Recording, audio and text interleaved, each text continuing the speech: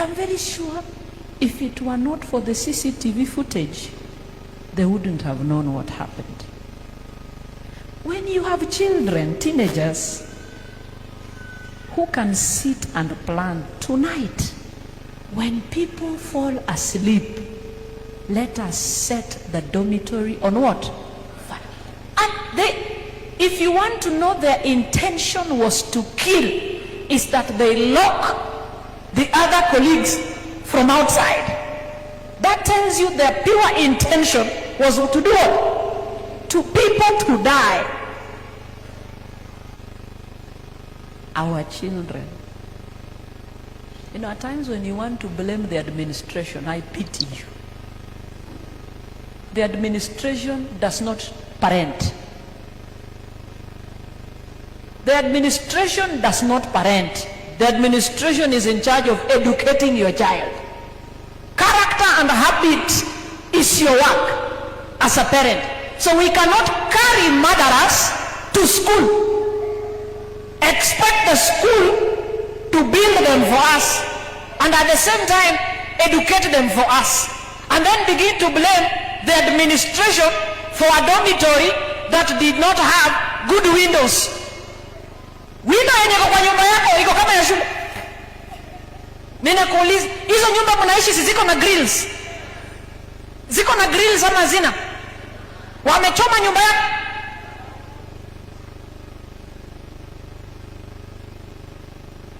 Kazi ya shule sio kulea tabia ya mtoto wako.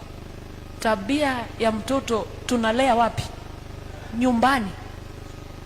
Na ndio hata maana unapeleka boarding mapema. Omwana huyo ndiro motu, huyu mtoto amenikula kichwa, wacha nirushe wapi? Boarding. Aende kukula watu wengine huko kichwa. Watoto wakae tu chini, wapange vile wanachoma watoto wengine na wafunge domo na nje. Hata wewe mzazi, mama ya huyo mtoto, niliona vile wazazi wao wanapiga kelele kwa polisi. Ati mmenyamaza, tupe mtoto wetu. Na ameua watu.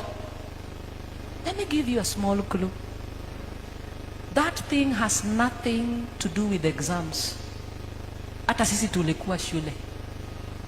In fact, tulikuwa tunasoma zaidi ya vitu wanafanya leo.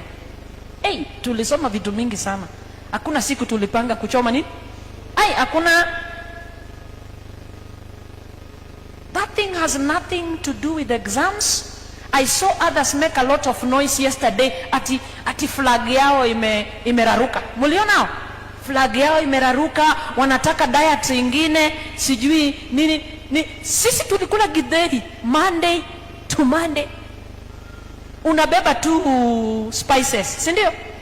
Shule ilituruhusu na spices. Kulikuwa na kitu tunaita mkarango. Mnakumbuka mkarango? Hebu nione watu waliishi enzi ya mkarango. Wewe unadanganya, kwani wewe una miaka ngapi?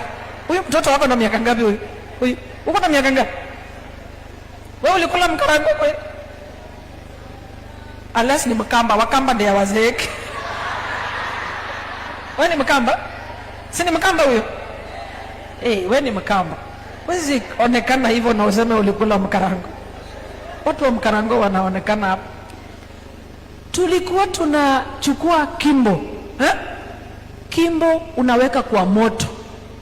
Unachemsha inayeyuka. Alafu unakata vitunguu ndani. Inaiva, inakuwa golden brown. Unaweka kando, ina solidify. Unabeba unaenda nayo wapi? Unapakuliwa nyoyo moto. Unaweka kijiko nusu ya mkarango, inanukia.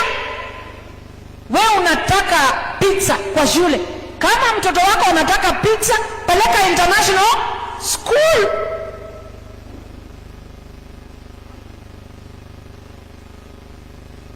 Huko ndio kuna nyama ya kila aina. Mtoto anachagua tu.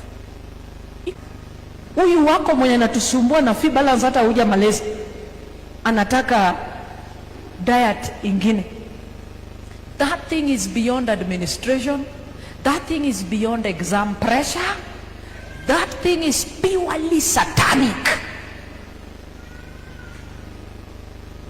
Purely satanic.